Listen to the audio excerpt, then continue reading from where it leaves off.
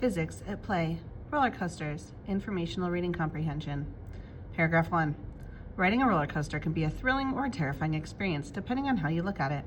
Either way, that experience is a scientifically designed one.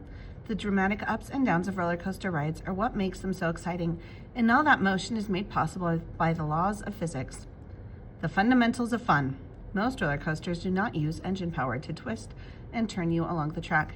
Instead, they rely on a carefully designed structure that uses basic physics principles to provide energy and drive the roller coaster.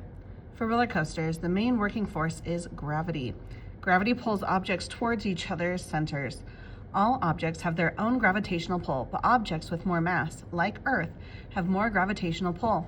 Our planet's gravity is a strong force, pulling us and everything else in our world down to Earth.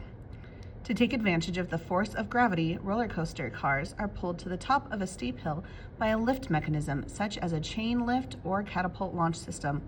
At the top of the hill, the roller coaster has potential energy, the stored energy based on its position. The higher up the coaster is, the more potential energy it has.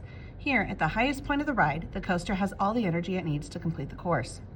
When the coaster's train is released at the top of the hill, gravity takes effect and all of that potential energy begins to transform into kinetic energy, the energy of motion. As the coaster accelerates down the hill, the first hill, more and more potential energy is converted into kinetic energy. By the time the train reaches the bottom of the hill, most of the coaster's potential energy has turned into kinetic energy. However, as the next hill starts, the balance of force changes. The train starts losing kinetic energy, slowing it down and building potential energy back up as it climbs. In the picture, we can see how potential energy changes to kinetic energy and back again throughout the ride. This exchange of energy continues as the roller coaster travels its course. With every change of direction and speed, the riders come along for the crazy wild ride, sometimes being pushed down into their seats, other times feeling as though they're rising out of them. These effects are partially due to Newton's first law of motion, sometimes called inertia, which states that an object at rest or in motion will stay that way unless a force acts on it. On a roller coaster, your body wants to continue in the direction it's going, but the roller coaster's track and car, along with gravity, force your body to go a different way. Imagine this. You reach the top of a hill and your body wants to continue on its upward path. However, the coaster car heads down the hill, pulled by gravity. You feel yourself rising up out of your seat a little as your body tries to keep going up. Some roller coaster enthusiasts call this airtime, and it's a fun result of physics fundamentals. A never-ending story? As potential energy and kinetic energy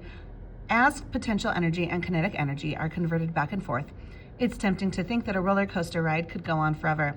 In fact, according to a physics law known as the law of conservation of energy, energy is never actually lost. It can only be transformed in other types of energy.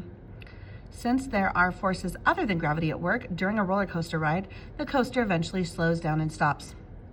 Two main forces rob the coaster of its potential and kinetic energy: friction and air resistance. Friction occurs when objects rub against each other. When a coaster's wheel rubs against the track, some of the kinetic energy transforms into thermal energy. This means there's less kinetic energy to be converted back into potential energy at the top of the next hill.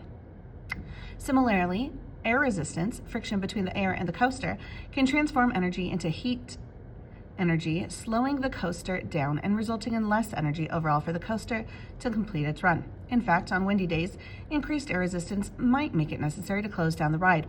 On those days, the coaster may not have enough energy to make it to the top of the hills and loops and all the way to the end of the track. A smooth operation. Physics is not the only area of science that engineers use when designing roller coasters. In order to simulate a thrilling and safe experience, they consider concepts in other fields such as biology, geology, climatology, and psychology. Roller coaster designers use physics to control the rider's experience. So the coaster has enough energy to complete the ride, they make the first hill as tall as possible. To ensure that the ride flows smoothly, they grease the tracks and design aerodynamic cars to reduce friction. By creatively manipulating the mechanics of motion, roller coaster engineers keep finding new ways to turn physics into fun. Whether it's a steel coaster, a wooden coaster, a floorless coaster, or a spinning coaster, the laws of physics are at the heart of it all.